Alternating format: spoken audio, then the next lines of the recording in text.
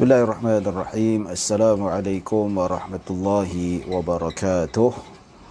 Alhamdulillah nahmaduhu wa nasta'inuhu wa nastahdihi wa nastaghfiruh. Wa na'udzu billahi min syururi anfusina wa min sayyiati a'malina. Man yahdihillahu fala mudhillalah wa man yudlil fala hadiyalah. Asyhadu an la ilaha illallah wahdahu la syarikalah. وأشهد أن سيدنا محمدا عبده ورسوله اللهم صل وسلم وزد وبارك على سيدنا محمد عبدك ورسولك النبي الأمي وعلى آله وصحبه أجمعين سبحانك لا علم لنا إلا ما علمتنا إنك أنت العليم الحكيم رب اشرح لي صدري ويسر لي أمري واحلل عقدة من لساني yafqahu qawli amma ba'd. Alhamdulillah, tuan-tuan dan puan-puan yang dirahmati Allah Subhanahu wa taala, bersyukur pada Allah atas nikmat serta limpahan kurniaan yang Allah Subhanahu wa taala berikan kepada kita. Mohon maaf atas keterlewatan sebab ada masalah handset tadi, tak tahu tiba-tiba dia terpadam. Dan kebetulan saya pun lewat pada malam yang berbahagia ini, mohon maaf. Dan insya-Allah seperti biasa kita akan sambung pengajian kitab Muqaddimah Hadramiyah, iaitu bab berkaitan dengan sesiapa yang boleh untuk berbuka puasa. Ini jelas yang mana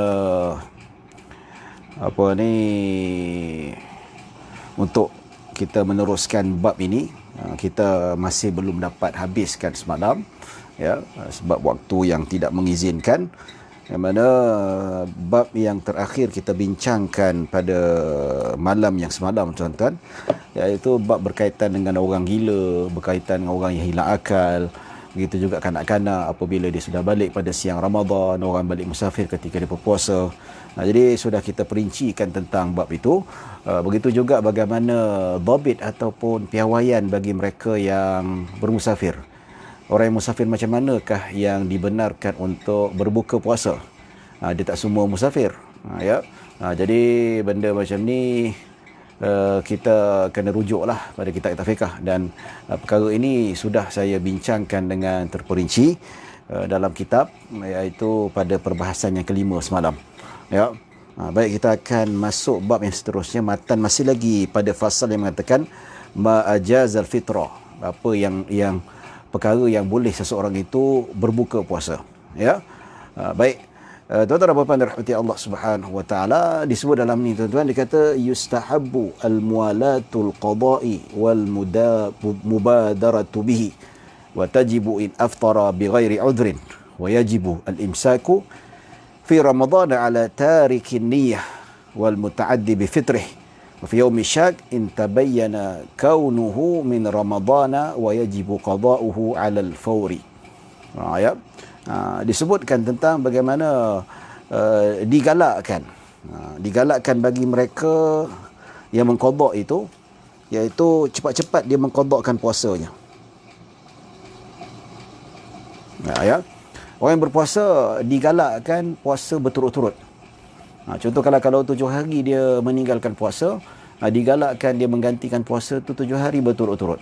Tapi itu sunat, itu lebih afdal. Dari segi sudut, apakah kalau dia nak gantikan ikut hari yang berbeza, hari yang tak sama. Contoh bulan ni dia ada tinggal puasa 5 hari lah disebabkan sakit, tak sihat.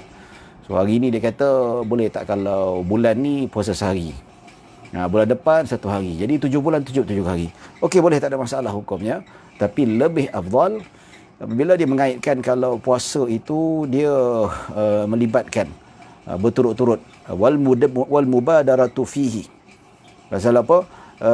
Dan bersegera ke atasnya. Kedua-dua kenapa disunatkan? Dia kata musara'atan li bara'ati dhimmah ma amkan, iaitu pasal apa? Lagi cepat lagi bagus kalau dia dapat melepaskan dirinya dari bertanggungjawab. Kan macam kita dah settle kerja dah.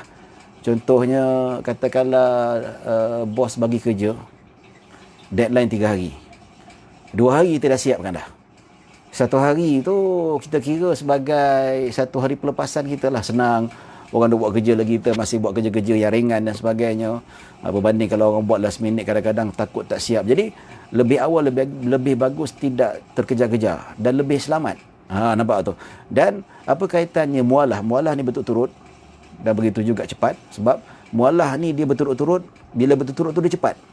So, bila cepat maka kita punya tanggungjawab tu dilepaskan. Bila tanggungjawab lepas tu kita rasa lega lah. Lega, dan boleh untuk kita berpuasa sunat, boleh untuk kita melakukan aktiviti-aktiviti yang lain. Pasal apa? Sebab kita tidak terikat lagi dengan puasa dah.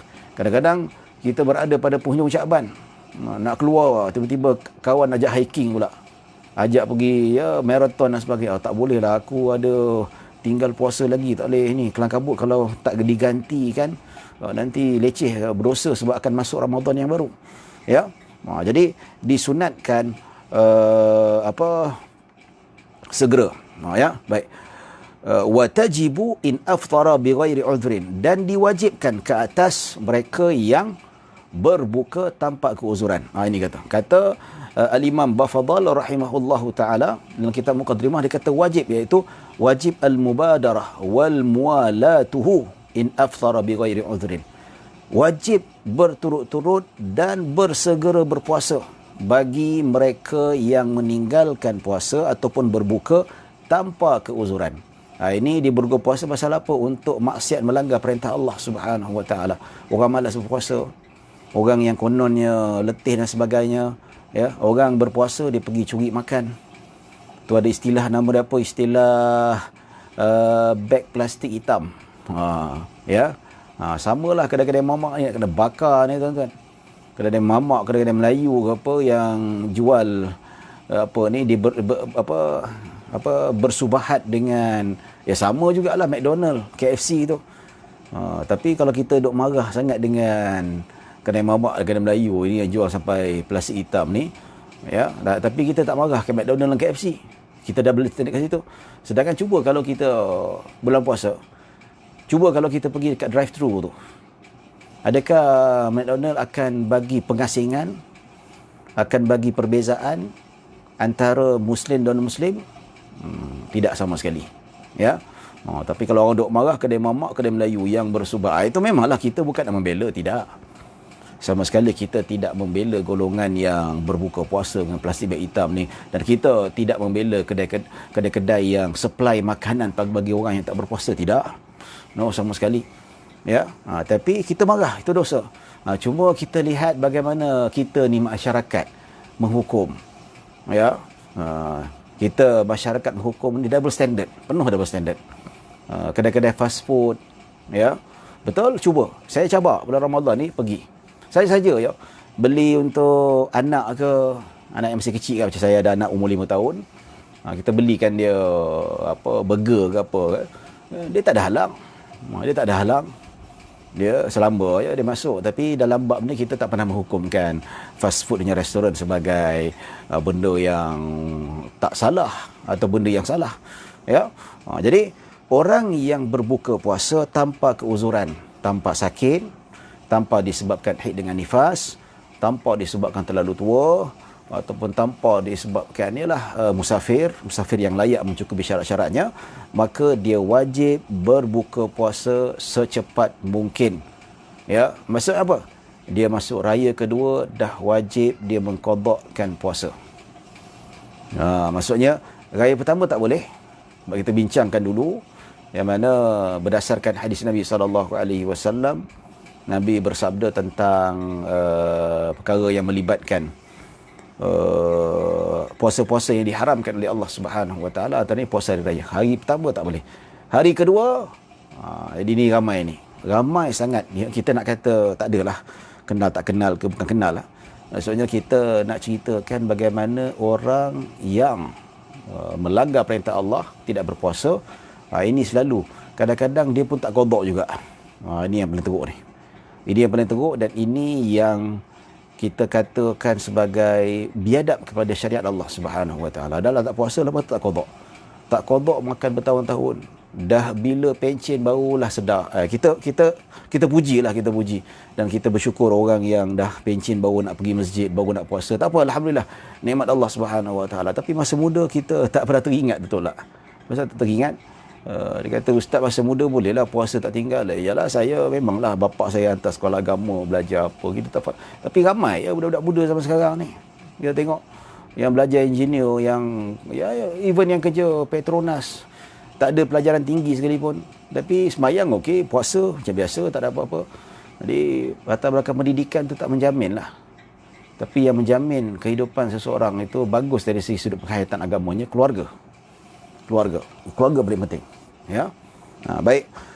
Jadi dia wajib mengqadakkan puasa secara berturut-turut. Katakanlah orang yang meninggalkan puasa tu, dia tinggalkan puasa selama sebulan. Katakanlah dia tak puasa langsung. Ya. Tiba-tiba raya pertama tu dia rasa menyesal, Allah, aku rasa berdosa pada Allah Subhanahu Wa Taala, aku tak puasa selama sebulan raya pertama tu. Bersalam menangis pasal ingatkan dosa pada mak bapak, tapi menangis ingatkan sebulan dia tak puasa. Jadi apa boleh buat?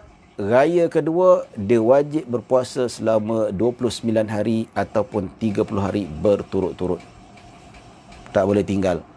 Kalau dia tinggal dengan sengaja, dia berdosa. Dosa besar. Ya. Kecuali kalau dia tinggalkan terpaksa, tak boleh nak berturut-turut disebabkan apa? Disebabkan keuzuran tadilah. Sakit ke, ataupun yang perempuan keluar darah haid, ataupun nifas, ataupun bersalin dan sebagainya. Maka itu tidak menjadi masalah dan tidak kita kategorikan keterlewatan penangguhan itu dikira sebagai berdosa. Ya. Baik. Kata apa? Pasal apa? Liyakhruja an maksiatit ta'addi bitarki alladhi wa mutalabbisun biha, untuk keluar daripada maksiat, iaitu melanggar, melampaui perintah Allah Subhanahu Wa Taala dan melanggar yang dilanggar olehnya, yang telah dilakukan itu. Maksudnya sebagai satu hukuman lah. Hukuman bermudah-mudah. Kalaulah tak wajib bersegera, kalaulah tak wajib untuk dilakukan secepat mungkin, maka senanglah orang nak langgar maksiat. Tak apa, hari ni tak puasa, bulan ni, tahun ni tak puasa 3 hari, tangguhlah sebulan sekali, 3 bulan dapatlah 3 hari. Macam tu orang akan bermudah-mudah. Ya.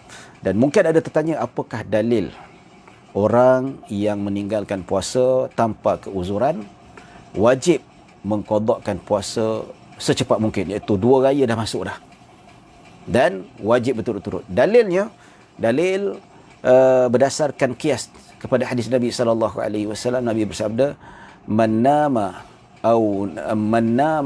nasiya aw nama 'anis salah falyusalliha idza dzakaraha fala kafarata illa dzalik. Dalam hadis Nabi sallallahu alaihi wasallam sebut, sesiapa yang terlupa nak mengerjakan solat, ya, dan sesiapa yang tertidur sehingga tertinggal, terlepas waktu solat, maka Nabi kata hendaklah dia qada balik, dia kerjakan balik apabila dia ingat. Sesungguhnya tidak ada kafarah melainkan iaitu diqadakan balik solat itu. Jadi hadis ni Nabi kata sesiapa terlupa, tak sengaja, ya, dan sesiapa yang tertidur, bukan dia diminta untuk meninggalkan solat, tapi tertidur penat sangat, maka Nabi kata hendaklah diqada balik. Nabi kata solat yang ditinggalkan kerana tertinggal tidak ada kafarah, tidak ada ganti cara lain kecuali dengan qada juga. Ya, tak boleh kita gantikan dengan solat sunat ke dengan zikir 1000 rakaat, tidak. Jadi dalam hadis ni kata kalau orang terlupa solat, Nabi kata qada juga. Apatah lagi mereka yang tinggalkan solat dengan sengaja, lagilah wajib qada. Cuma dalam mazhab Syafi'i hadis ni kata orang yang terlupa tinggalkan solat disunatkan melakukan qada itu secepat mungkin. Namun kalau yang tinggalkan solat dengan sengaja, maka dia wajib qada immediately, wajib. Ya, berdasarkan hadis inilah kalau orang yang tinggalkan solat dengan sengaja, ya, wajib qada secepat mungkin. Apatah lagi, sama juga dikiaskan dengan puasa. Puasa macam tu juga, meninggalkan puasa secepat mungkin, ya, maka meninggalkan puasa kerana keuzuran atau kerana maksiat, maka sama jugalah. Berdasarkan hadis tu kena qada juga. Sebab apa? Puasa dengan salat kedudukannya sama. Kedua-duanya adalah rukun Islam. Itu dalilnya, ya. Jadi dalil jelas seperti mana yang kita lihatkan di sini, bahawa seperti mana kias yang dululah, kias yang kita sebutkan perbincangan yang lalu, anak umur 7 tahun kita wajib suruh dia solat. Dia buat larat tak larat, itu belakang cerita. Begitu juga puasa. Dikiaskan dengan hadis tu. Nampak sebab apa? Solat dengan puasa hukumnya sama, iaitu kedudukannya sama, ketinggiannya sama. Ya. Baik tuan-tuan dan puan-puan dirahmati Allah Subhanahu wa taala. Yang disebutkan juga di sini dia kata wa yajibu al-imsaku fi Ramadan ala tarikin niyyati. Ya, wal muta'addi bi fitrihi. Ya. Baik, dan wajib imsak, wajib menahan diri daripada perkara-perkara yang membatalkan puasa pada bulan Ramadan. Wa yajibul imsaku fi Ramadhan. Wajib menahan diri daripada perkara-perkara yang membatalkan puasa. Boleh rujuk baliklah bab yang membatalkan puasa pada perbincangan yang pertama dan kedua dan ketiga. Saya sudah bincangkan secara detail. Ya. Baik, duna ghairihi, wajib bagi mereka yang meninggalkan niat puasa pada waktu malam, walaupun terlupa sekalipun. Ya. Dan juga kepada mereka yang berbuka puasa. Maksudnya ya wal mutaaddi fi, yang berbuka puasa disebabkan dia melanggar perintah Allah Subhanahu wa taala. Katakanlah ya, orang yang melanggar perintah Allah ni, iaitu berbuka puasa disebabkan maksiat, bukan sahaja dia wajib mengqadakkan puasa secepat mungkin, tetapi dalam masa yang sama, kalau dia dah berbuka, katakanlah dia bangun tidur, dia tahu hari ni puasa, perut dia keroncong, lapar nak makan. So bila perut dia keroncong, lapar nak makan, maka dia pun makan dalam keadaan dia melanggar perintah Allah Subhanahu wa taala. Jadi selepas tu dah batal lah puasa dia. So bila dah batal puasa dia, boleh tak lepas tu dia makan? Tak boleh. Kalau dia makan kali pertama, haram, dosa. Kali kedua dia makan, haram, berdosa. Lepas tu dia minum air, bertambah lagi dosa. Lepas tu pukul 12, alah lalang aku dah makan pagi tadi, aku dah langgar perintah Allah, apa salahnya pukul 1 aku makan lagi, berdosa lagi, 3 dosa dah. Petang ni best juga teh tarik ni, ataupun Nescafe, cappuccino dan apa sebagainya, dia buat pergi dia ketok-ketok, dia minum. Lepas tu cicahkan biskut pula, dosa keempat, kelima, sampailah macam tu. Jadi wajib diimsak. Kecuali kalau mereka yang berbuka puasa disebabkan keuzuran, itu lain cerita lah, dia bolehlah berbuka sepanjang hari, itu tak ada masalah. Ya. Baik, di sini dia kata orang yang terlupa, katakanlah malam tu dia terlupa, tak teringat langsung, dia tidak teringat langsung untuk berniat pada malam tu, langsung tak ingat, ya, maka dia wajib imsak pada besoknya. Tidak boleh menjadi alasan dia terlupa meninggalkan niat puasa itu, dia tidak berpuasa pada keesokan harinya. Yang mana dia berpuasa dalam keadaan menghormati waktu. Habis tak ingat niat, kenapa suruh lalai? Sedangkan kita kena niat. Tapi siapa yang sudah standby niat mengikut mazhab Maliki, tak ada masalah lah, benda tu tak timbul isu. Dan sebenarnya bab niat puasa pada waktu malam tu sebenarnya dia tak adalah rumit. Malam tu kalau kita terlintas kat hati kita, besok nak puasa lah, cukup dah. Ya. Besok nak puasa Ramadan, okey cukup, tak payah. Ataupun kita malam tu tidur kata, malam ni nak sahur lah, besok nak puasa, niat dah tu, ya. Tapi bab kata orang tu, kalau setiap malam tak berpuasa tu, kata orang mustahil lah juga kan.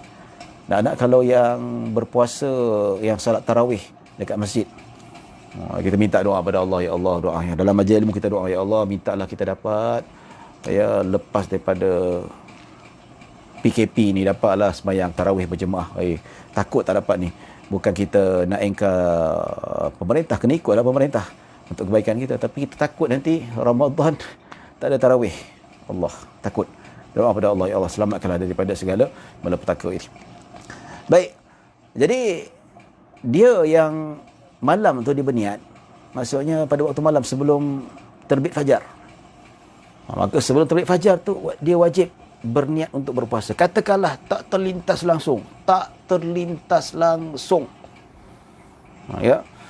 Katakanlah dia start tidur daripada sebelum maghrib sampai subuh besok. So malam tu memang tak niat langsung. Ya, siapa suruh tidur? Kan? Tidur ni tak sepatutnya tidur lah. Tidur sampai 12 jam, 13 jam, buat apa kan? Sampai subuh tu. Jadi pada siang hari tu dia wajib puasa hormat waktu. Tapi kena qada balik lah. Kenapa hormat waktu tu? Pasal apa? Dia tanpa niat. tak sah puasanya. Tapi kena imsak, tak kena imsak. Sebab itu kewajipan dia, dan kelalaiannya itu tidak membenarkan untuk dia meninggalkan puasa begitu saja. Sama jugalah kalau kita kata disebutkan sebagai mereka yang meninggalkan puasa. So makan yang pertama tu dosa besar dah. Kali kedua double dosa besarnya, kali ketiga triple dosa besarnya, keempat sama juga macam tu. Ya. Ustaz, adakah sahur dikira niat juga? Sebab sahur itu tujuan untuk berpuasa keesokannya. Baik, dalam kitab Bushrul Karim dia kata kalau niat sahur tidak termasuk niat puasa. Ya. Tetapi disebut dalam kitab Syekh Ba'ashin dia kata kalau kita niat bersahur tapi terlintas di hati kita bala fi khatirih, ya, ataupun bala bibalih atau khatara bibalih, ya, atau terlintas ke hatinya bersahur untuk berpuasa, itu dikira sebagai niat. Sebab tu orang tanya, Ustaz, malam tadi saya tak niat puasa lah, tapi saya bangun sahur. Ya. Jadi saya kata, bangun sahur pasal apa? Bangun sahur memang tujuan saya nak berpuasa lah. Itu dikira sebagai niat. Ya, sebab apa? Rata-rata kalau orang yang bangun sahur pukul 5.30, dia memang niat nak puasa punya. Nak bangun sahur lah. Ataupun satu situasi yang boleh kita nyatakan kat sini, katakanlah dia tak bangun sahur sekalipun. Ustaz, malam tadi saya tak niat puasa. Ya, tapi saya niat sahur. Maksudnya nak bangun sahur. Kira niat tak? Saya kata kira niat lah tu. Pasal apa? Sebab dia bangun sahur memang terlintas ke hati dia khatara bibalih, iaitu nak berpuasa. Tak ada orang terlintas ke hatinya bersahur untuk tujuan sarapan. Tak ada. Sahur tu memang nak puasa. Jadi hatta sekali dia tak bangun sahur sekalipun, tapi malam tu terlintas hati dia, niatnya, keazamannya untuk bersahur, maka itu sudah dikira sebagai niat. Sebab apa? Kalau saya memang niat nak bersahur, memang terlintas ke hati saya juga, dihimpunkan sekali nak berpuasa. Maka bagi saya, berdasarkan dalam kitab Bushrul Karim, dia kata, kalau niat sahur disertakan dengan niat untuk berpuasa, ataupun kita niat untuk bersahur, ataupun kita niat nak bangun sahur, disertakan dengan keazaman ataupun tujuan untuk berpuasa, maka itu dikira sebagai niat. Silap saya ada soalan ke atas tadi. Ada orang duk tanya, apa dia tanya ni? Ustaz, macam mana orang yang tinggal fardu yang dulu-dulunya? Ya, adakah sah kalau dia solat sunat? Ya. Baik, dalam kitab Fathul Mu'in kata Syekh Al-Malibari, yang mana diriwayatkan daripada tok gurunya Al-Imam Ibn Hajar, mereka yang ada hutang solat fardu, dia tidak boleh solat sunat. Pasal apa? Dia kena utamakan solat fardu, iaitu wajib mengutamakan solat fardu. Nampak? Ya. Jadi kalau kita sebut ni, memang dari segi logik memang betul lah.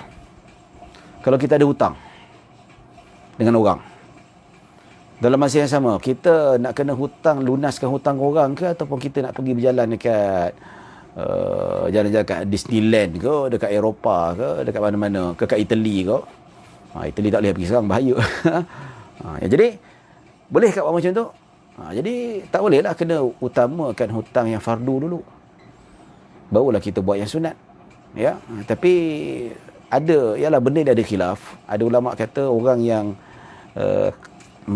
tertinggal ataupun yang ada hutang salat fardu, dia masih boleh melakukan sedikit. Ini pendapat Imam Al-Zarkashi rahimahullah ta'ala. Ya, dinukilkan oleh Imam Syata Al-Bakri, iaitu pengarang kitab I'anatul Talibin. Dia kata pendapat Imam Az-Zarkashi, ulama Syafi'i juga, dia kata orang yang hutang puasa, ya, dia masih boleh melakukan solat sunat, tapi sikitlah. Dia bukan bantai duk sunat, maksudnya dia kena tetap wajib beri prioriti kepada solat fardu, tapi sikit-sikit boleh, macam tahiyatul masjid, ba'diyah, qabliyah, itu boleh. Ya, jangan pula dia prioriti pada solat-solat sunat, ya, tahajud dan sebagainya, tarawih dan sebagainya, sedangkan lebih aula, lebih wajib dia melaksanakan solat fardu berbanding solat tahajud. Lebih dituntut dia melakukan solat fardu yang diqadha, yang tinggalkan dulu, berbanding solat tarawih 20 rakaat. Tapi sikit-sikit boleh lah. Nak pakai pendapat tu boleh. Ya, tapi apa nak risau kan? Ya, ni lagi tajuk sikit lah. Tapi lagi tajuk ni sebagai untuk tambahan maklumat lah. Biasa saya kata, yang mana ada orang ni dia terlalu obses sangat, dia tak faham. Dia bukan obses, dia kurang faham tentang hakikat sebenarnya. Ya. Kata ustaz, macam mana ni kami tak dapat merasalah fadilat solat tarawih, tak dapat fadilat solat qiyamul lail dan sebagainya. Apa nak rasa takut? Kita fikir kan, sebab apa? Ulama bersepakat. Mana-mana mazhab sekalipun. Ya, berdasarkan hadis man adali waliyan faqad adantuhu bil haram. Nabi kata, Allah Subhanahu wa taala berfirman dalam hadis qudsi, sesiapa yang memusuhi waliku, maka aku mengisytiharkan perang ke atas. Allah murka pada orang yang memerangi wali Allah Subhanahu wa taala. Ya. Jadi dalam hal ini Allah sebut terus tu, macam mana seseorang itu boleh mendapat tahap jadi wali. Pertama, nak jadi wali Allah, dia mestilah melakukan taqarrub, mendekatkan diri pada Allah Subhanahu wa taala dengan amalan fardu. Hadis juga. Ya. Allah sebut bagaimana seseorang tu hamba yang biasa boleh naik ke tahap sebagai hamba Allah yang sangat dicintai, iaitu martabatnya wali Allah. Pertama, dia mendekatkan diri pada Allah, taqarrub dengan amalan-amalan yang aku fardukan ke atasnya. Mimma aftaratu alaih ahabbu ilayya, dan inilah amalan yang paling aku cintai. Hadis ni berdasarkan ulama kata menunjukkan bahawa solat fardu lebih afdal daripada solat sunat. Puasa fardu lebih afdal daripada puasa sunat. Ya. Dan ulama bersepakat solat fardu pahalanya jauh lebih besar daripada solat sunat. So malam tu kalau dia solat tahajud, lebih baik dia solat fardu. Daripada solat tahajud, baik solat qada pada malam tu 4-4 ke 2-2 ke 3-3 dan sebagainya, itu lagi besar pahala daripada solat tahajud. Pada malam dia solat tarawih, lebih baik dia solat tahajud. Dia solat qada. Daripada solat tarawih 20 rakaat, solat qada yang ditinggalkan tu lebih besar pahala daripada solat sunat tarawih. Yang ini. Baik, kita sambung selepas azan insya-Allah, ya.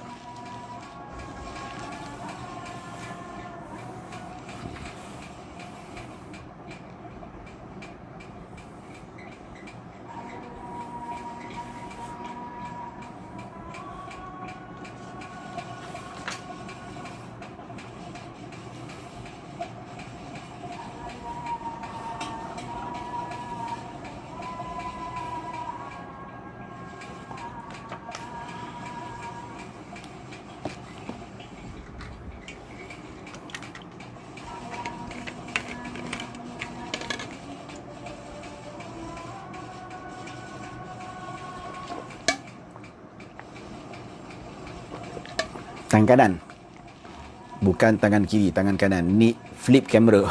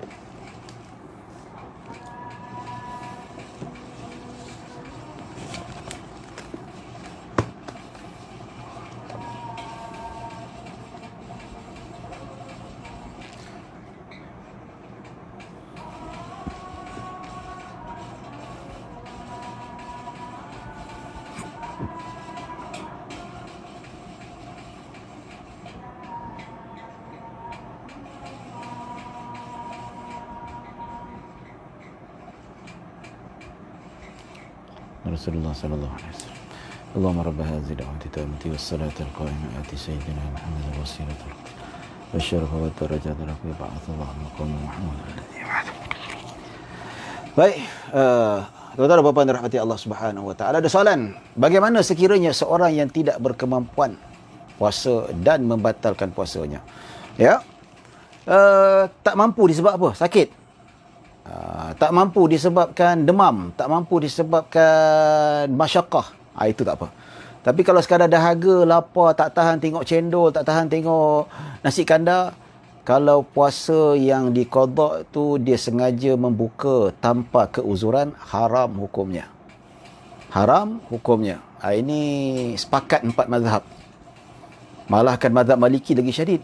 Amalan Maliki dengan Hanafi lagi syadid. Amalan sunat pun tak boleh batal. Siapa dah start puasa sunat, tak boleh batalkan puasa sunat kecuali bila ada keuzuran. Jadi kalau orang dah start puasa qada, katakanlah perempuan tu dia qada puasa yang ketika ditimpa haid tu, hari Isnin tu dia puasa. Ya, tiba-tiba nampak nasi kandak tepi jalan. Dia taklah lapar sangat ustaz. Sangat lapar sangat. Lapar teruk. Ya, kecuali kalau dia lapar sangat sampai gastrik, itu boleh. Tapi kalau sekadar lapar yang tidak memudaratkan, lapar yang sekadar macam lembik macam tu, itu tak boleh. Hukumnya haram, tidak dibenarkan sama sekali, ya. Baik. Ya. Baik, tuan-tuan dan puan-puan dirahmati Allah Subhanahu wa taala. Wajib imsak mereka yang tertinggal niat ataupun tinggalkan niat dengan sengaja, kecuali puasa nazar dan puasa qada. Puasa nazar dan puasa qada, kata Imam Ibn Hajar. Kalau dia dah start puasa nazar, katakanlah kalau anak aku berjaya pada peperiksaan UPSR, aku nak puasa nazar. So hari ni dia start puasa nazar. So tengah hari tu dia tak larat, tak tahan. Tak terbendung ujian yang sangat berat tu, nampak nasi kandak tu dengan kepala kambing macam tu. Kan? Jadi dia pun makan. Ya. Adakah dia wajib imsak? Tak wajib imsak. Sebab apa? Dia bukan Ramadan. Yang wajib imsak ketika Ramadan saja. Tapi orang yang niat puasa nazar, yang dah jadi wajib, dia langgar puasa tu, dosa tak? Dosa tak berdosa. Katalah Makkiyah. Ya. Makkiyah ni dia puasa qada yang dia tinggal dulu kan. Ya. Dapat duit, ya, PM kita bagi ni, duit coronavirus ni kan, dapat 4,200. Wah, dia puasa tengah hari tu, balik daripada ambil duit tu, dia pun bantailah air tebu, bantailah tu, bantailah ni. Makkiyah bantai sekali. Ya. Adakah dia wajib imsak selepas tu? Tak wajib, sebab pada Ramadan saja. Tapi dia sengaja membatalkan puasa qada, dosa tak? Tetap dosa. Tetap dosa. Ya. Jadi yang wajib imsak bagi mereka yang tertinggal niat ataupun sengaja ataupun tidak, ataupun mereka yang melanggar perintah puasa pada siang Ramadan dengan sengaja tanpa keuzuran, lepas makan tu dia wajib kena imsak. Ya, kalau tidak dia dikira sebagai orang yang menderhaka, berdouble dosanya, ya. Tuan-tuan dan puan-puan rahmati Allah Subhanahu wa taala. Baik, jadi ini yang disebutkan bagi mereka yang tinggalkan puasa dengan sengaja wajib imsak. Baik, dia kata wa yajibu wa fi yaum syak in tabayyana kaunuhu min ramadana wa yajibu qada'uhu 'ala al-fawri. Ya. Baik, disebut dekat sini tuan-tuan, iaitu juga pada hari syak, hari yang was-was. Ya. Yang mana pada hari was-was ni hari yang hari ni Syaban ke Ramadan, hari ni Syaban ke Ramadan. Hari ni 1 Syawal ke 30 Ramadan. Dia tak pasti. Hari ni, katakanlah hari ni, dia kata kalau ini siang, dia kata, ataupun malam ni dia niat, malam ni dia 29 Ramadan, dia tak pasti.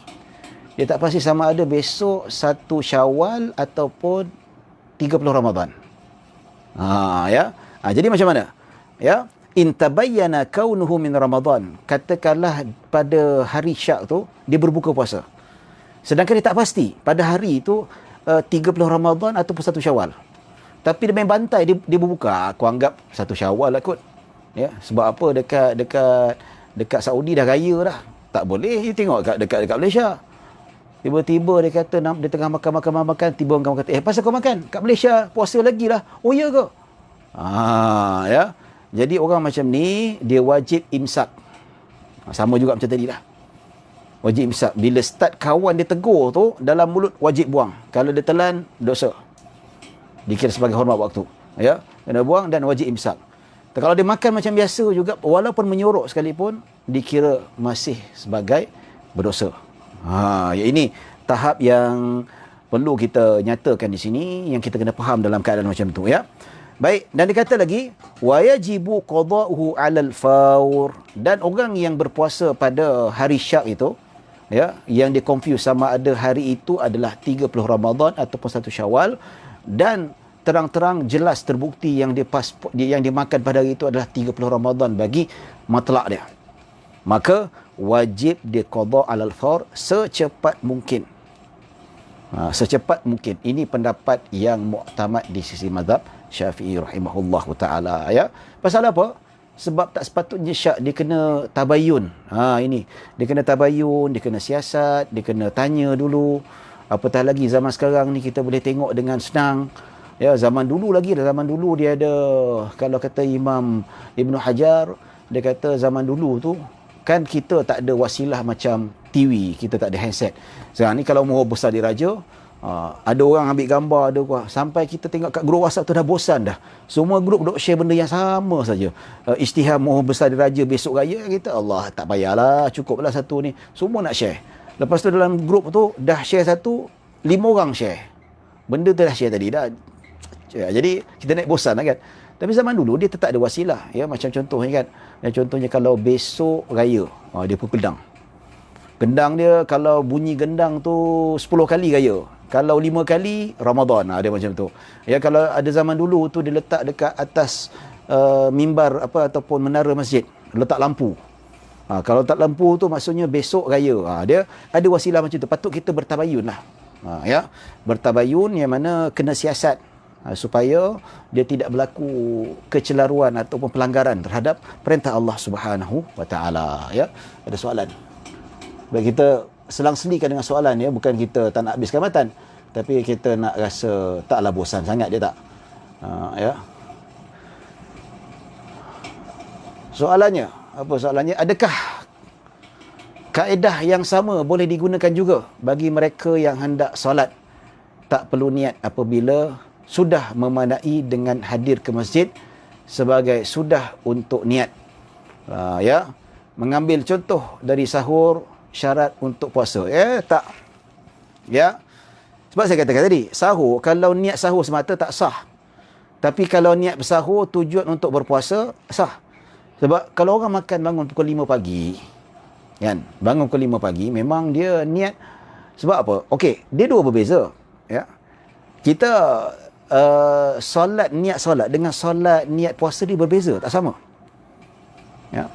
Kalau niat puasa boleh sebelum, kalau solat dia kena serentak dengan perbuatan, iaitu pada rukun pertama, Allahu Akbar.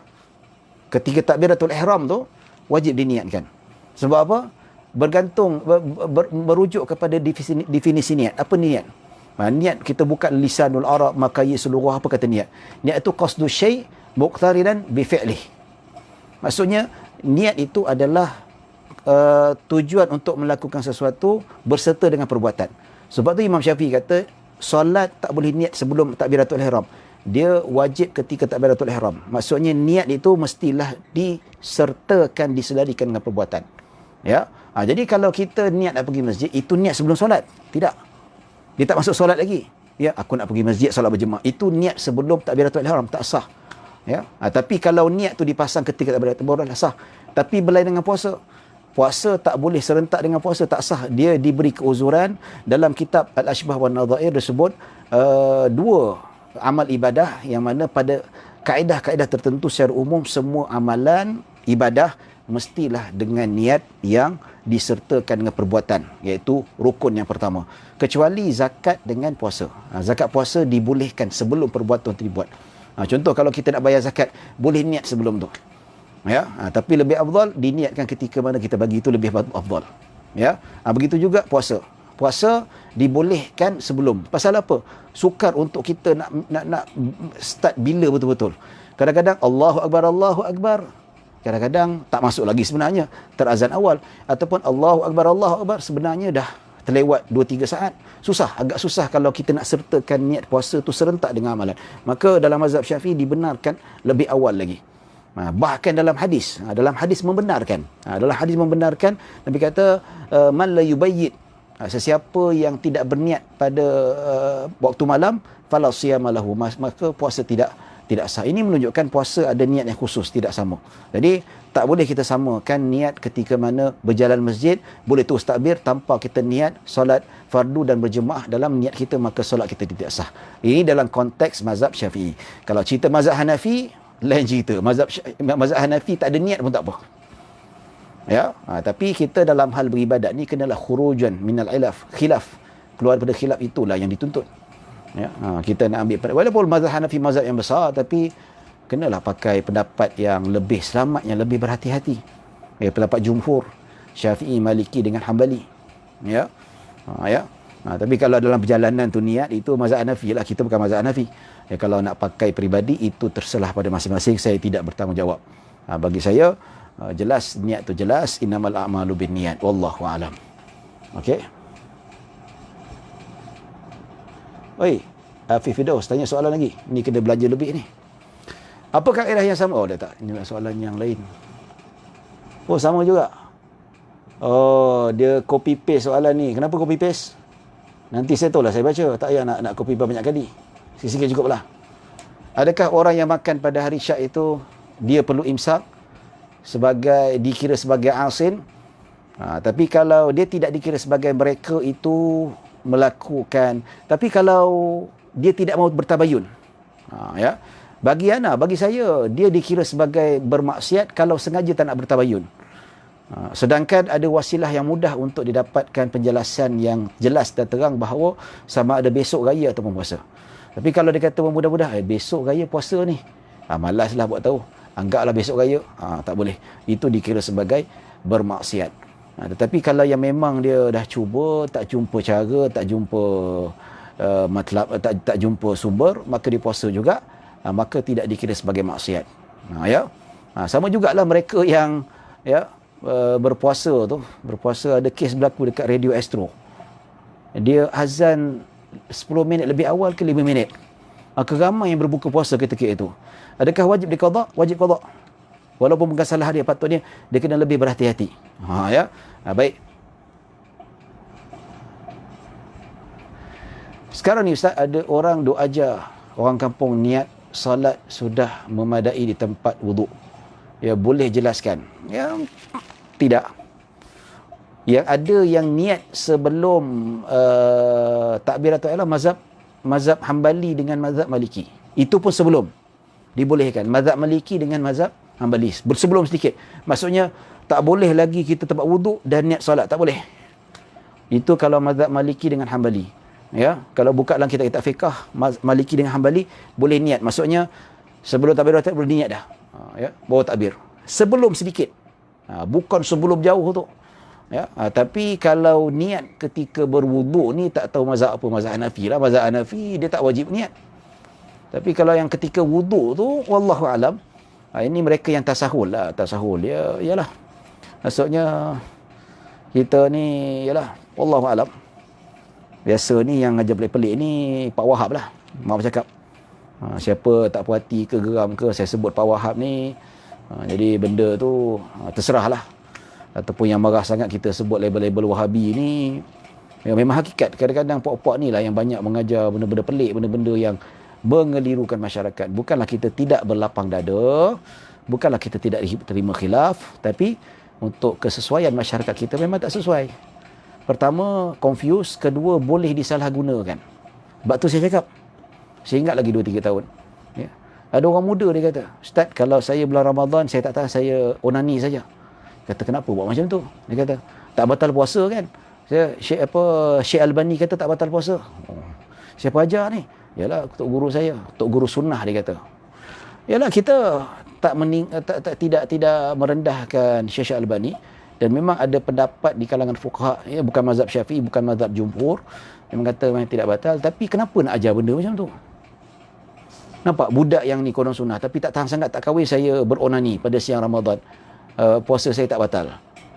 Dia kata okeylah, tapi tahu tak berdosa hukumnya buat benda maksiat ketika dia siang Ramadan. Nampak tak? Ya, memang ada khilaf, tapi bila disampaikan kepada orang yang tak kena tempat, jadi apa? Salah guna. Betul tak? Siang Ramadan pun kau nak beronani juga. Patut Ramadan tu dia boleh menahan ataupun mengekang hawa nafsu kita. Kan Nabi kata, orang muda, man istata'a minkumul ba'ah falyatazawwaj fa illam yastati' fa alayhi bis-shaum. Dia kata, wahai orang muda, siapa yang tak mampu berkahwin lah. Pasal apa? Sebab Kalau tak mampu berkahwin, man istata'a minkum al-ba'ah. Wahai pemuda sekalian, siapa yang mampu untuk berkahwin, ada kemampuan, maka berkahwinlah. Nabi kata. Jikalau kamu tak mampu, fa'alaihi bisawm. Jikalau dia tak mampu, hendaklah dia berpuasa. Fa'innahu lahu wija'un. Pasal apa? Puasa tu mengekang hawa nafsu. Patutnya puasa tu tak menggairahkan dia kepada syahwat dan sebagainya. Tapi macam mana boleh pula dia kata dengan berani dia kata siang Ramadan saya, tapi dia tak tunjuk muka lah, dia type dekat Facebook. Dia mana berani tunjuk muka? Dia DM saya saja. Betul tak? Tak gentleman lah. Kata saya selamba je. Sebab apa? Ustaz Sunnah mengatakan, Syekh Al-Bani kata tak batal. Tak ada dalil, dia kata. Allahu Akbar. Nak cerita dalil panjang tuan-tuan. Ada dalil. Ya? Dalil ada. Takkan jumpa. Tak ada dalil ada. Saya boleh sebut, tapi dalam benda sikit kita kata sebagai satu pemahaman yang betul lah. Tapi ni Akademi Ar-Rawdah ni suka sangat tanya soalan lagi tajuk. Tak habis kitab. Ya? Tak digalakkan sangat. Tapi saya tanya juga, jawab jugalah. Cuma untuk pemahaman kepada masyarakat penting perkara ni. Ya? Janganlah kita nak bawa kata wuduk boleh berniat apa semua. Ini benda-benda khilaf ni kita disiplinkan masyarakat dengan satu mazhab. Kalaulah tak ada kaitan contohnya lah, ataupun contohnya tak dapat diselesaikan dalam mazhab Syafi'i, barulah kita berpindah pada mazhab lain. Tapi kenapa kita nak ambil pendapat yang mudah? Dalam perjalanan niat solat jemaah dah boleh niat, dah buat apa? Apa faedahnya? Ketika wuduk boleh niat solat, lepas tu ketika takbir tahiyat niat, buat apa? Apa keuzurannya? Apa kepentingannya? Apakah masalahnya? Tak ada. Itu hanya mengejar hawa nafsu saja. Pasal apa? Hawa nafsu ikut pendapat yang berbeza, ikut hawa nafsu. Pilih mana yang senang. Tak sepatutnya macam tu. Sedangkan benda tu kita dah amal sejak dia kecil lagi. Macam tu jugalah. Ambil pendapat beronani tidak membatalkan puasa. Pasal apa? Ada khilaf di kalangan para ulama. Itu talfiq yang ikut hawa nafsu. Kata almarhum Syekh Wahbah Az-Zuhaili rahimahullahu ta'ala, pengarang kitab Al-Fiqhul Islami wa Adillatuh, dia kata haram. Ya, talfiq madhab, ittiba'ul hawa ataupun tatabbu'ir rukhas. Nak ikut pendapat yang mudah. Ya. Baik. Tuan-tuan dan puan-puan dirahmati Allah Subhanahu wa taala. Lagi 10 minit. Jadi itu yang kita sebutkan sebagai habis dah. Habis fasal yang mengatakan perkara yang membenarkan untuk berbuka puasa. Ya, sekarang kita nak masuk faslun fi sunanis saum. Fasal yang menyatakan tentang disunatkan ketika berpuasa. Apakah sunat-sunat puasa? Ini sebagai satu amalan yang patut kita ambil berat supaya apa? Pahala kita lebih besar. Sebab itu Nabi SAW kata, man hamma bihasanatin wa amilaha kataballahu lahu 10 hasanatin ila 700 ila adha'afin kathirah. Nabi SAW sebut, sesiapa yang berniat untuk melakukan sesuatu kebaikan dan dia melakukan kebaikan itu, maka Allah bagi dia pahala paling kurang 10. Nampak? Dan 10 boleh berganda kepada 700. Maksudnya satu amalan boleh berganda 700. Dan 700 boleh berganda kepada kali 2, kali 3. Satu amalan. So, macam mana kita nak menggiatkan, menggandakan pahala kita? Tidak dapat 10 saja. Maksudnya mereka yang puasa ala-ala kadar saja, ya, dapat 10 pahala daripada Allah Subhanahu Wa Taala. Mungkin yang lebih bagus sikit dapat 700. Yang tinggi kualiti puasanya mungkin 7,000, 8,000. Allah saja yang lebih mengetahui dalam bab ini. Ya, macam mana caranya? Antara cara bagaimana kita nak menggandakan pahala satu ibadah, iaitu kita menghidupkan sunat-sunat dalam ibadah. Itu sunnah-sunnah Nabi SAW. Ya. Jadi pahala kita tak terhenti 10, 700. Dia berganda-ganda. Ya. Baik, apakah disebutkan tentang sunat-sunat puasa? Dia kata, yustahabbu ta'jilul fitri inda tayaqqunil ghurubi bi wa yusannu. Nah. Wa ay yakuna bi 3 tamaratin. Fa in ajaza fa bi tamarah. Wa in ajaza fal ma'u. Dia kata, disebutkan di sini tuan-tuan, baik disunatkan mempercepatkan berbuka puasa ketika meyakini terbenamnya matahari. Disunatkan cepat buka puasa. Ya. Pasal apa? Sebab ada hadis Nabi SAW. Nabi SAW bersabda, Nabi kata, la tazalu ummati bi khairin ma akharu sahura wa ajjalul fitra. Nabi SAW katakan, sesungguhnya umat aku sentiasa dalam keadaan baik, yang mana dia melewatkan sahur dan mempercepatkan berbuka puasa. Ya, baik. Siapakah golongan yang suka melewatkan berbuka puasa? Pertama, Yahudi. Yahudi kalau dia berbuka puasa, maghrib dia terbenam matahari, dia tunggu dulu. Tunggu relax. Samalah sebiji dengan penganut agama Syiah. Macam tu jugalah. So janganlah kita nak lambat-lambat. Kalau nak serve makanan ke, ambil lah tamar dulu ke, minum ke, lepas tu barulah nak cedok dan sebagainya, barulah apa. Ya. Baik. Jadi mempercepatkan inda tayakkunil ghurub, ketika mana kita yakin. Bila dah yakin, barulah kita berbuka puasa. So macam mana kita nak yakin? Pertama sekali kita tengok jam international lah. Paling yakin setakat ni, saya rasa yang paling yakin adalah TV. TV setakat ni paling yakin sekali lah. Ataupun radio kita ambil RTM ke, itu memang dia ikut standard waktu antarabangsa. Bukan kadang-kadang kita punya jam ni mungkin wallahu alam. Kalau jam dulu lah, jam sekarang ni senang. Jam handset kita ni, jam saya ni kan, macam smartwatch dan sebagainya, dia memang automatik. Kita tutup berbulan-bulan, bila kita hidupkan balik, tiba-tiba dia ikut, memang saya kena ikut internet, ikut waktu yang international.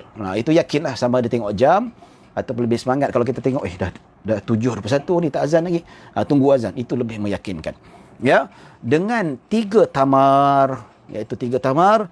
Jikalau tak mampu 3 tamar, dengan 1 tamar. Ya, kalau tak mampu dengan tamar, iaitu dengan air. Jadi zaman sekarang ni tuan-tuan, kita berbuka dengan tamar. Kalau bulan Ramadan yang lepas tu, kat rumah saya tu berlambak tamar, buat korma lah. Ya, banyak korma yang kita kata berlebih-lebih pula korma tu. Ya, jadi sampai dah habis raya pun berlambak lagi. So buat macam mana? Tamar tu saya gorengan tepung, sedap juga tu. Nak kasi habis, sebab apa? Kita ni bukan makanan ruji kita macam Arab ni, sikit-sikit tamar. Jadi dalam bab ini kita sebut sebagai sebagai satu kelebihan lah. Kelebihan tamar ni dari segi kesihatan dan sebagainya. Ya, baik. Dalam hadis disebutkan oleh Nabi sallallahu alaihi, disebutkan oleh Anas bin Malik radhiyallahu anhu, yang mana dia kata, kana Rasulullah sallallahu alaihi wasallam idza kana sha'iman lam yusalli hatta na'tiyahu bi rutabin wa ma'in fayakula wa yashraba. Disebutkan bahawa Nabi SAW tidak akan mengerjakan salat, iaitu salat qabliyah maghrib ataupun salat maghrib, sehinggalah kami mendatangi kepada baginda, iaitu korma basah, rutab. Dia ada beza. Kalau yang kering macam kita tu, itu namanya tamar. Kalau yang basah tu, yang masih basah-basah sedap makan tu, itu namanya rutab.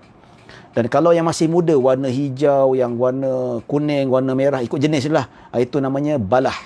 Kalau orang Mesir panggil balah. Ya, dia kata Nabi tidak akan solat, maksudnya Nabi akan memulakan berbuka puasa dengan rutab, korma. Ya, dengan yang dalam riwayat Nabi SAW dengan 3 biji. Ya, dan barulah Nabi minum air dan Nabi mengerjakan salat. Disunatkan juga kita jangan makan berat-berat, makan sikit-sikit dulu. Ya. Macam saya, kalau kita buka puasa kat rumah, makan ala kadar saja. Kalau ada kuih, makan 1-2 kuih, minum air, lepas tu pergi salat maghrib kejap. Salat maghrib dekat surau saya depan sini saja. Ya, tapi tak boleh pergilah, sekarang dah tutup kan. Ya, lepas tu balik baru makan lah, makan 2-3 pinggan ke, makan tu ke, makan ni ke, so baru kita makan. Ya. Baik. Jadi kalau tak ada air, kalau tak mampu 3 biji, sebiji. Ya, kalau tak mampu dengan air. Ya. Baik, disebutkan dalam hadis ini, disebutkan dalam hadis yang diriwayatkan Imam At-Tirmidzi dan Abu Daud, di mana kana Rasulullah sallallahu alaihi wasallam yuftiru ala rutabatin qabla an yusalli, fa in lam takun rutabat fa ala tamarat. Ya. Baik, dalam hadis fa in lam takun hasawatin min ma'in. Nampak? Dia kata bahawa Nabi SAW sering berbuka puasa dengan beberapa rutab. Ya. Baik, jikalau tak ada rutab, Nabi akan berbuka dengan tamar yang kering tu. Nabi kalau ada 2 jenis, tamar dengan rutab, Nabi akan utamakan rutab. Rutab lagi best. Itu lagi sedap. Ya. Jadi kalau tak ada rutab yang basah tu, Nabi ambil tamar yang kering, iaitu 3. Ya. Tapi kalau dua-dua tak ada, katakanlah memang tak ada stok, tak ada ketika itu dekat rumah Nabi, maka Nabi menghirup beberapa teguk air. Ya, maksudnya itulah disebutkan kalau tak ada air putih. Ya, air putih. Orang kata tak apa, diganti dengan manis-manis. Itu memang ada pendapat, tapi kita buat dulu macam mana? Sebelum, kalau katakanlah tamar tak ada kat rumah. Ya. Kita hidupkan sunnah, kalau tamar tak ada, minum air putih dulu. Syawan minum, lepas tu barulah nak minum air manis ke, nak makan kuih ke. Itu sunnah Nabi SAW. Kalau ada tamar, makan 3 biji. Ya, lepas 3 biji, minum air putih. Lepas tu nak tembikai ais ke, nak minta tembikai susu ke apa ke. No problem, tak ada masalah. Okey, no problem ya. Baik, dia kata wa ayyaqula indahu Allahumma laka sumtu wa ala rizqika aftartu. Ya. Baik. Dan ketika mana dia berbuka puasa, iaitu dia membaca, ya Allah, aku berpuasa demi engkau dan aku juga berbuka puasa demi engkau. Ini doa yang dibacakan oleh Nabi SAW, hadis yang diriwayatkan oleh Imam Abu Daud. Ya. Hadis Imam Abu Daud yang mana Nabi SAW bersabda, yang diriwayatkan daripada Muaz bin Jabal. Dia kata anna Nabi SAW kana idza aftara qala Allahumma laka sumtu ala rizqika aftartu. Ya Allah, demi engkau aku berpuasa dan ke atas rezeki engkau aku berbuka puasa. Ini jelas dalam hadis Nabi SAW, hadis yang diriwayatkan oleh Al-Imam Abu Daud dalam Al-Marasil. Hadis ni hadis mursal. Maksud hadis mursal apa? Iaitu hadis dhaif. Wah, hadis dhaif Ustaz. Beramal hadis dhaif. Tak ada masalah. Fadail amal. Bukan hukum hakam pun, tapi berkaitan dengan fadail amal, dibolehkan untuk beramal dengan hadis dhaif. Ini disebut oleh Imam Nawawi, sepakat para ulama. Ulama bersepakat dan ijma' mengatakan bahawa boleh beramal dengan hadis dhaif untuk fadail amal. Ada mendakwa Imam Bukhari tolak hadis dhaif walaupun fadail amal. Tak betul. Buka dalam kitab Al-Adabul Mufrad yang saya mengajar tuan-tuan dekat masjid Tuan Haji Kamarudin, Datuk Haji Kamarudin dekat Putrajaya. Ada beberapa masjid, banyak hadis dhaif dalam tu. Banyak. Tapi Imam Bukhari masuk kan. Kalau Imam Bukhari tidak beramal hadis dhaif, kenapa bab akhlak, bab adab Nabi masukkan juga, Imam Bukhari masukkan juga tentang hadis dhaif. Ya. Imam Muslim tolak hadis dhaif. Dalam muqaddimah Sahih Muslim ada 1-2 hadis yang dhaif. Nampak? Tapi tak benar. Maksudnya fadail amal boleh dia beramal dengan hadis dhaif. Ya, jadi doa kalau katakanlah ada orang datang ke Pak Wahab tanya, apa beramal hadis ni, hadis apa dhaif? Ya, patut baca bismillah cukup. Ya, hadis dhaif, tapi Imam Nawawi kata boleh beramal dengan hadis dhaif walaupun hadis mursal sekalipun. Bagaimana hadis itu tidak sampai ke tahap dhaif jiddan, ataupun palsu tak boleh, ataupun mungkar, ataupun matruk dan sebagainya ya. Baik. Okey, ada soalan. Assalamualaikum. Saya maaf tanya soalan luar tajuk. Jika jemaah umrah yang hendak ziarah ke Taif, adakah perlu tawaf wada? Ini terlalu jauh. Minta maaf saya tak boleh jawab. Ya. Syazwan Hakim. Soalan terlalu jauh sangat, minta maaf. Kita boleh tanya personal lah. Kalau jumpa borak-borak kita bincang lah. Ya. Ustaz, jika ada qada pada hari Isnin dan Khamis, ya soalan minta maaf lah kalau tidak kita dah 9 lebih dah nak jawab ni, panjang jawapan ya.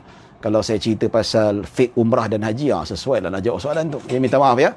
Syazwan, jika qada pada hari Isnin dan Khamis dikira tak puasa sunatnya, dan boleh tak digabungkan dua niatnya, boleh, tak ada masalah. Ya, solat fardu boleh digabungkan dengan solat sunat boleh digabungkan dengan puasa fardu. Ini disebutkan dalam kitab Tuhfatul Muhtaj dan Nihayatul Muhtaj. Ya, cuma beza antara Imam Ibn Hajar dia kena niat gabung. Ya, katakanlah besok dia nak puasa qada hari Isnin, dalam masa yang sama dia nak puasa, nak dapat pahala Isnin Khamis. Dia kata sahaja aku puasa qada dan puasa sunat Isnin esok pagi kerana Allah Ta'ala. Itu. Cuma kata Imam Ramli, kalau dia niat puasa qada untuk hari Isnin, automatik dapat pahala puasa Isnin walaupun tak niat gabung. Itu bezanya ya. Baik, boleh digabungkan dalam mazhab Syafi'i ya. Baik, kalau orang kata mana boleh gabung ni, itu khilaf. Kalau dia nak ambil pendapat yang tak boleh gabung, lantak dia lah, terserah pada dia. Jangan paksa orang lain nak terima pendapat dia. Ya. Ni kadang-kadang puak-puak ni dia rasa diri dia betul. Tak boleh gabung lah apa sebagainya. Ya, kalau dia nak pakai itu silakan. Tapi ni yang cerita ni mazhab yang besar, bukan mazhab Syafi'i. Ada beberapa mazhab yang mengatakan boleh gabung. Jadi adalah hukum tu tak boleh kita pandang enteng sangat. Tak bolehlah kita nak kata kita mazhab Syafi'i kita saja betul. Ataupun dia tu Salafi, Wahabi, dia seorang saja betul. Dia seorang ada dalil, yang lain tak ada dalil. Tak adil lah macam tu. Ya.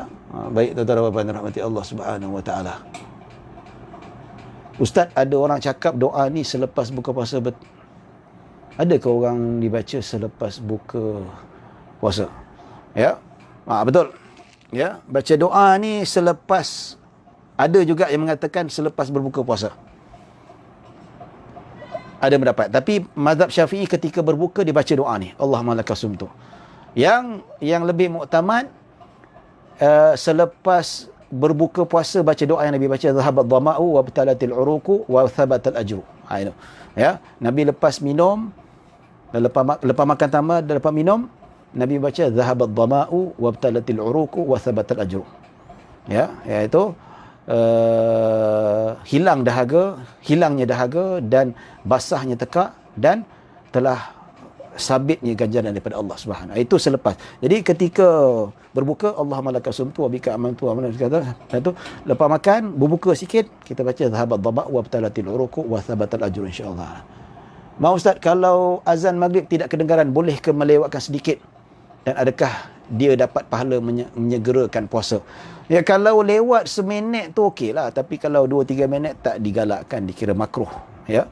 Zaman sekarang ni kita nak lewatkan sedikit tu, kalau lewat tu disebabkan keuzuran. Contoh, kita dalam tandas tengah memerut, tengah buang air besar, tiba-tiba azan. Dia tak dah kata, mah bagi abang tamar sikit, ambil kita makan ketika buang air besar lah. Tak boleh. Tak apalah. Itu kalau disebabkan kita tengah mandi ke, tengah buang air ke, ataupun tengah uruskan anak ke, anak tengah tukar lampu kita nak uruskan, ya, ataupun kita nak kena, ya, benda-benda yang keuzuran, itu tak apa. Melewatkan itu tak apa. Tapi kalau sengaja melewatkan, maka dia akan hilang ataupun terluput fadilat berbuka pada awal waktu. Ya. Tapi boleh lewat, tapi dengan keuzuran. Ya. Jadi nak tunggu lewat ke azan buat apa? Kita dah ada TV dah. Azan saja kita, ataupun azan tunggu 5 saat ke 10 saat untuk lebih yakin. Itu tak apalah. No problem. Ya. Allah. Okey, tak ada soalan. Sekat itu saja, dan besok insya-Allah kita akan sambung lagi bab berkaitan dengan puasa, sunat-sunat puasa, dan besok kita akan masuk bab apa lagi tuan-tuan? Kafarah. Puasa kafarah. Kafarah macam mana? Adakah wajib bayar kafarah, isteri bayar kafarah dan sebagainya? Ya, jadi insya-Allah kita akan bincang pada perbahasan besok hari insya-Allah. Jadi setakat itu saja. Soalan pun tak ada lagi dah. Mudah-mudahan kita mendapat pahala, dapat ganjaran daripada Allah Subhanahu Wa Taala. Mudah-mudahan kita dapat ganjaran dan dapat pahala, dan Allah bebaskan kita daripada malapetaka. Mohon maaf kalau ada salah silap, kalau ada kekurangan, yang baik hanya daripada Allah Subhanahu Wa Taala. Kekurangan, kesilapan datang daripada diri saya sendiri. Aku qouli hadza wa astaghfirullahal azim li wa lakum. Bismillahirrahmanirrahim. Allahumma ij'al jam'ana hadza jam'an marhuma wa tafarruqana min ba'di tafarruqan ma'suma. Allahumma la tada' fi maqamina hadza illa ghafarta wa la hamman illa farajta wa la dayna illa qadaita wa la maridan illa shafaita. ولا حاجة من حوائج الدنيا والآخرة إلا قضيتها يا رب العالمين. وصلى الله على سيدنا محمد وعلى آله وصحبه وسلم. الحمد لله رب العالمين. السلام عليكم ورحمة الله وبركاته.